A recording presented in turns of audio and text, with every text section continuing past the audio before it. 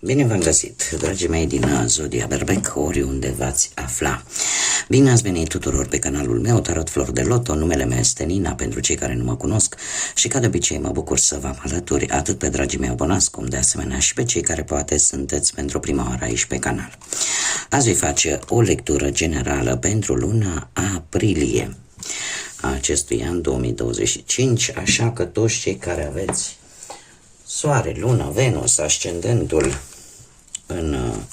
în Zodia Berbec, atunci această lectură este de asemenea și pentru voi. Desigur, trebuie să vă readuc aminte un lucru important, și anume faptul că voi vă construiți viitorul. Așa că vă rog din suflet să luați decât acele mesaje care rezonează cu voi, iar restul lăsați-le să zboare în univers, pentru că sigur sunt pentru alte energii, pentru alte persoane care într-o mai mică sau mai mare măsură au legătură cu Zodia Berbec. Așa cum v-am obișnuit, cei care deja mă urmăresc de ceva vreme știu că voi scoate din acest minunat oracol al frunzelor de ceai câte o carte pentru fiecare săptămână a acestei luni aprilie, așa ca o vedere de ansamblu asupra acestei luni. Și începem cu prima săptămână, care ne vorbește de un drum de munte. Se pare că voi sunteți într-o ascensiune, iar lucrul ăsta se va vedea chiar din prima săptămână a lui aprilie. Trebuie să vă spun un lucru din punct de vedere astrologic. În sfârșit, pe data de 7 aprilie, Mercur, care a fost retrograd, încet, încet își va întoarce, ca să zic așa, drumul, da, începe să iasă din această retrogradare. Va mai dura acest blocaj pe care sigur mulți dintre voi l-ați resimțit în ultima perioadă. Nu știu, poate ați avut probleme cu aparatura electronică, electrică prin casă, sau mai stricat una alta, sau poate pur și simplu n-ați avut chef de niciun fel de comunicare, sau și dacă ați comunicat, comunicarea a fost una foarte dificilă. Așa că începând cu data de 7 aprilie, eu aș zice că undeva mai sigur pe 10, pentru că va mai dura efectele acestei retrogradări a lui Mercur, va mai dura un pic, vreo câteva zile, undeva cred eu pe 10 aprilie, încet, încet lucrurile par să intre în mișcarea lor firească și normală, să mai îmbunătățesc. Și se pare că lucrul ăsta încet, încet începe să se vadă, da? Pentru că veți avea, chiar dacă e în urcare, da? Drumul nu este unul ușor, indiferent de ce situație și de ce aspect al vieții vorbim, fie el financiar, profesional, sentimental, e o cărare pe care trebuie să o urcați, dar vă va duce către succes. A doua săptămână, cum să nu, avem Potcoava, care ne vorbește de noroc. Un noroc care vine în viața voastră în a doua săptămână din aprilie. Care poate să fie relaționat poate cu banii sau poate cu orice aspect al vieții, așa cum am mai precizat. Poate să aveți noroc, nu știu, să... primul lucru la care ne gândim când vedem un potcoavă, ne gândim decât la bani. Dar norocul poate să vină sub mai multe forme. Norocul pentru o familie frumoasă, norocul pentru o pereche iubitoare, da? Sau norocul de a lua un job foarte bun. Da, așa că poate veni sub mai multe forme. A treia săptămână vine cu apariția sau anumite lucruri pe care va trebui să le... O persoană cu care voi veți interacționa în mod deosebit și este o persoană care ori are părul negru, ori are pielea mai brunețică, da? Aici mi apare că ar fi o femeie, dar fiind o lectură generală puteți adapta. Deci apare o interacțiune cu un personaj brunetă, care are importanță pentru voi. Și a patra săptămână din aprilie vine cu Laleaua, care ne vorbește de o mare pasiune. Acum, poate fi vorba chiar de o pasiune în sensul sentimental, mai ales pentru cei care sunteți sunteți singurei, să apară așa o pasiune către sfârșitul lui aprilie, sau putem vorbi de o pasiune referitoare la carieră, da? Să faceți ceva ceea ce vă pasionează pe voi și în sfârșit, sau poate să descoperiți un lucru care să vă placă și care să vedeți că de fapt vă și pasionează. Este vorba foarte mult, aș zice, de creativitate. Haideți să vedem ce ne spune tarotul în ceea ce privește viața profesională. Da, să o luăm așa pe căprării, cum îmi place mie să spun, și să vedem ce vine pentru dragii mei din Berbec în luna lui aprilie pe plan profesional.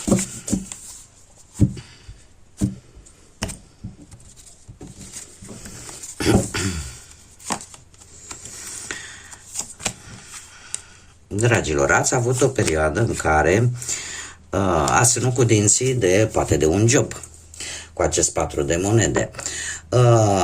Un job care v-a adus așa un pic de stabilitate, chiar dacă nu era, poate activitatea de acolo nu era chiar ceea ce vă ar fi plăcut vouă cel mai mult. Eu aș mai spune că unii dintre voi poate chiar ați reușit să găsiți un job mai bine plătit, dar cum am mai spus, adică să vă asigure, din punct de vedere financiar, să vă asigure un salariu, dar nu e neapărat ceea ce voi vreți să faceți. Da? În prezent aveți ceva s-a împlinit. Ceva s-a împlinit și sau dacă nu s-a împlinit în momentul în care voi vedeți această lectură, e posibil ca în următoarea zi să vină o veste bună cu acest 10 de cupe. Ori vi se spune, domne, ești important, ceea ce faci tu este important, așa că nu renunțăm la tine. Sau pur și simplu va veni o veste, mai ales pentru cei care căutați un job, că o ofertă e pentru tine. Da? Că vei găsi curând un job satisfăcător. Și asta, în luna lui aprilie, o să vă aducă, nu știu dacă unii vor vrea să studieze vreun curs, ceva în plus, vreo perfecționare cu acest paș de monede. Cert este că avem bănuți, dragilor. Avem bănuți. Și eu aș spune că sunt lucruri importante care vin în viața voastră profesională. Și luna lui aprilie pentru voi este o lună în care va fi momentul să acționați. Să vă informați îndeajuns de bine, da? Pentru că veți reuși ceea ce voi v-ați propus din punct de vedere profesional. Sunteți pe drumul cel bun și sunt mari șanse să începeți ceva nou din punct de vedere al carierei,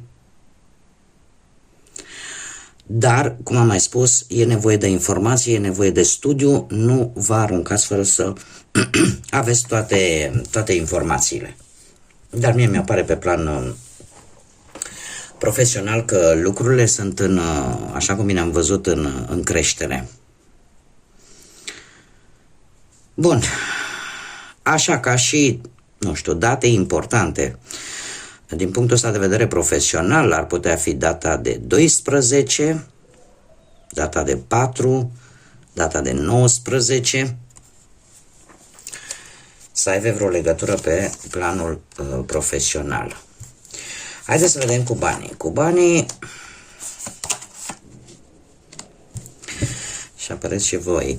Dragilor, cu banii ați avut o ofertă care v-a cam tentat și eu trebuie să vă spun că această ofertă pe care voi ați primit-o și care are legătură cu bănuții, în prima fază vi se pare că este un pic înșelătoare, un pic falsă. De ce? Pentru că persoana care v-a făcut această ofertă nu prezintă, pentru voi cel puțin, sau nu a prezentat foarte multă încredere sau stabilitate. Dar eu trebuie să vă spun, această ofertă cumva voi ați aflat de ea nu cu foarte mult timp în urmă, eu aș zice cel mult o săptămână, iar în acest moment acest personaj, această energie care are legătură cu zodiile de foc, de pământ, mă scuzați, Taur, Fecioară, Capricorn. M-am încurcat de ce? Pentru că aici sunteți voi. Aici sunteți voi și iar arcanul major care vă reprezintă pe voi, Împăratul, trebuie să vă spun ceva. Ceea ce voi faceți acum din punct de vedere financiar va da rezultate la toamnă. În perioada de toamnă.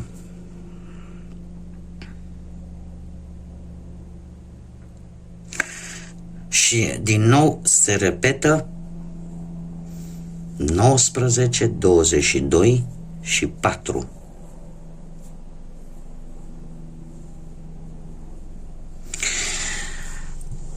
Eu aș zice că pe plan financiar e posibil să aveți o reușită financiară sau să, nu știu, să câștigați poate un proces legal vis-a-vis poate de o moștenire de ceva, nu știu.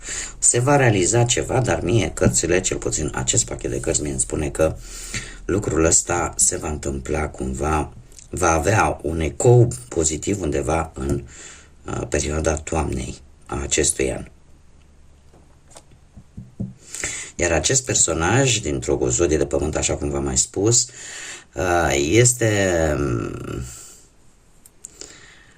nu vrea să-și asume un anumit risc.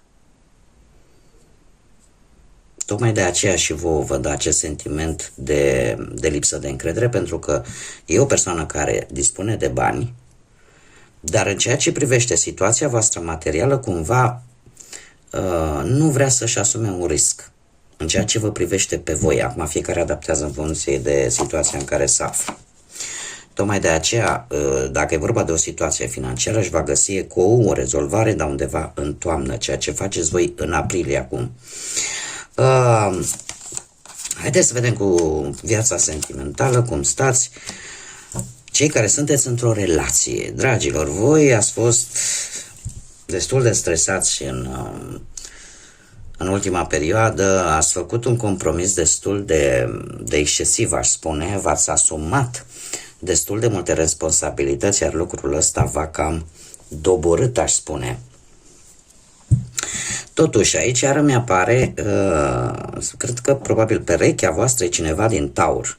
Posibil. De ce? Pentru că avem aici Taur, Fecioară sau Capricorn, dar aici avem împărăteasa care ne vorbește strict de zodia Taur. Deci e cineva clar care are legătură cu zodia Taur. Care ce îmi spune aceste două cărți foarte interesante. Dragilor, voi așteptați o îmbunătățire la nivel de relație. Unii dintre voi posibil. Și eu aș spune că o să fie un timp mai rapid decât voi vă așteptați, în care voi să puteți petrece un timp împreună. Este cineva care cumva are, cum să spun eu, ține deoparte niște lucruri și le scoate decât atunci când chiar este nevoie. E posibil ca chiar perechea voastră să fie. Și dacă unii dintre voi, din ce văd eu aici,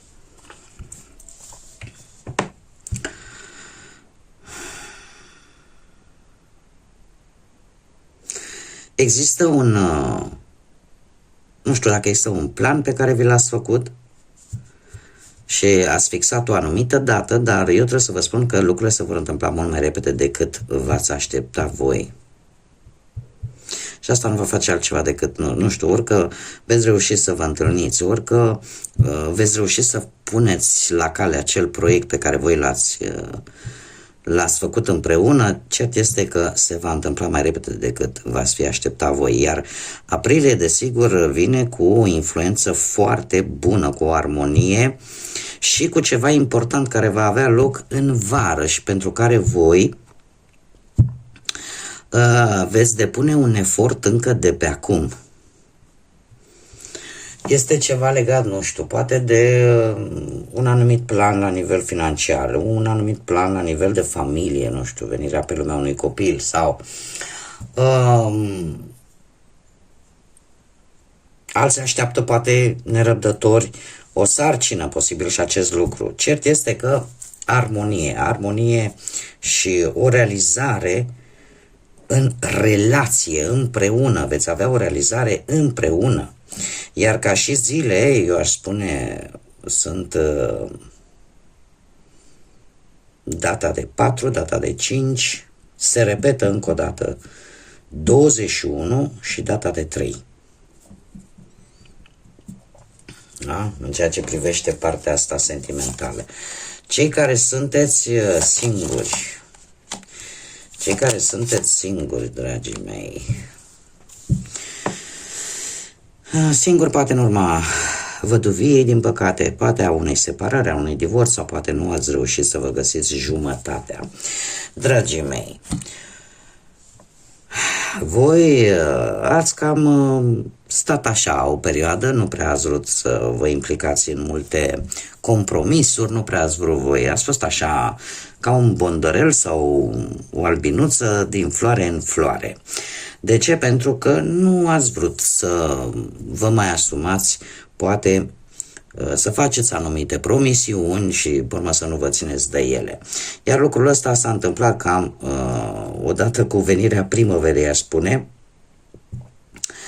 dar ceva o să vă pună într-o dilemă. Și asta se poate întâmpla mai pe seară. Ceva care o să vă pună în dilemă, cel puțin în prezent.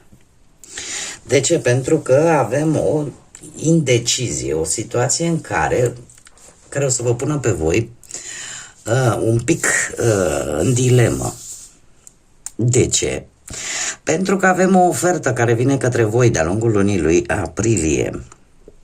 Cineva care e posibil să aibă legătură cu zodiile de apă, Rac, Pești sau Scorpion, și care vine, cum să spun eu, hotărâtă către voi.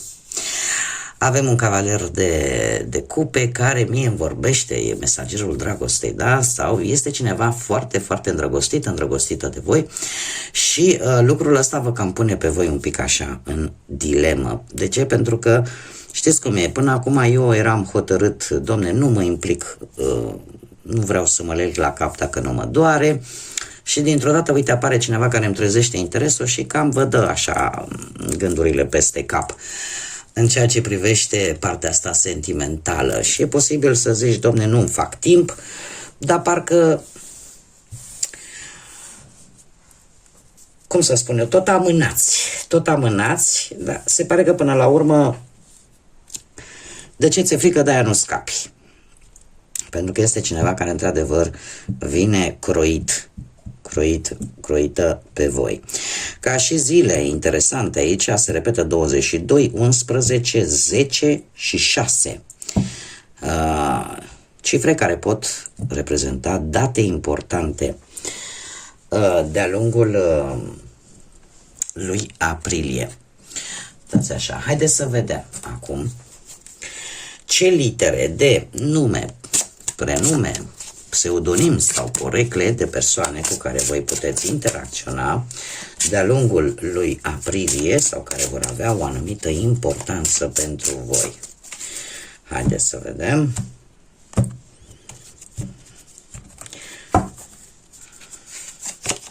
Și avem litera N, încă o dată litera N, litera L, litera U,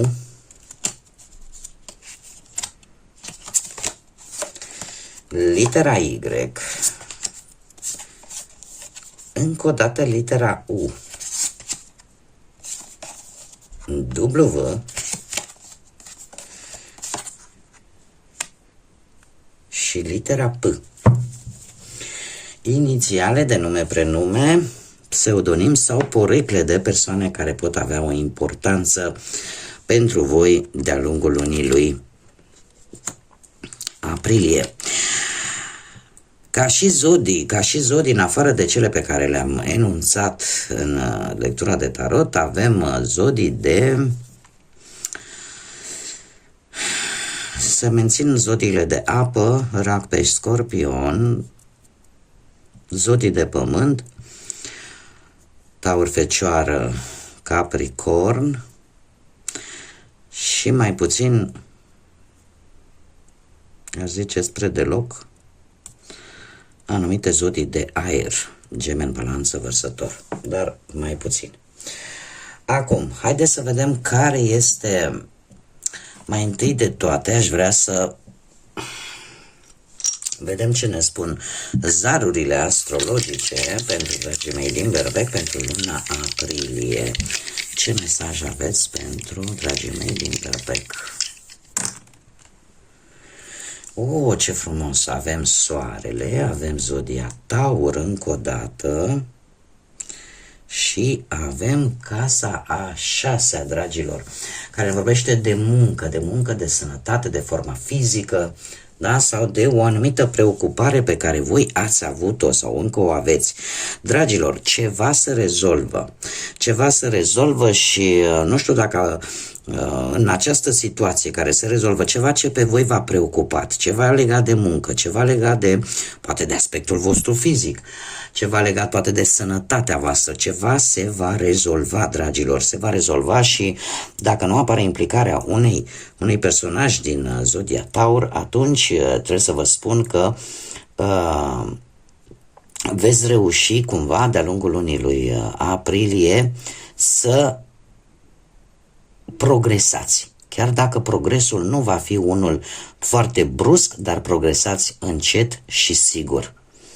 Veți avea reușite reale în ceea ce privește și de lungă durată în ceea ce privește, cum am mai spus, sănătatea, cariera, da, ce ține de muncă și poate dacă sunteți, nu știu, ați început vreo cură de slăbire sau vreți să vă dezvoltați un pic din punctul ăsta de vedere fizic, lucrul ăsta îl veți duce la bun sfârșit, dar cum am mai spus, încet, dar sigur. Dar lucrurile vor ieși așa cum voi vă doriți. Și haideți să vedem și un mesaj din partea Universului pentru dragii mei din Berbec pentru luna aprilie. Un mesaj, te rog, pentru dragii mei din Berbec pentru luna aprilie. Ce ne spune? Această situație stresantă este aproape de sfârșit. Noi îți trimitem energie pozitivă, ajutor financiar, miracole și o schimbare a vieții. Binecuvântările sunt deja către tine. Este un mesaj din partea Universului, din partea divinității, care spune că, așa cum de fapt am văzut cam în toată lectura, ceva foarte stresant este pe cale să se termine. Așa că ai sprijinul Universului, al divinității, cu energie pozitivă, cu mici miracole care pot veni în viața voastră să vă schimbe viața într-o manieră pozitivă și în același timp să vă simțiți binecuvântați. Acum, cu această ocazie, știu că sunt foarte mulți și inclusiv am și eu destui berbeci în familie, toți cei care vă veți celebra zilele de naștere, chiar și ziua de nume, da? Avem parte de ziua Florilor, avem parte de Sfintele Sărbători de Paști.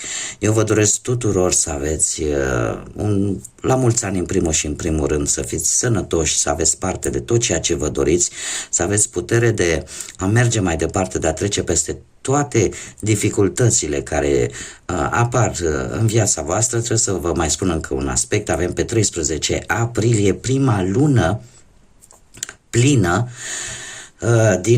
din aprilie. Este o lună importantă, este supranumită luna oului.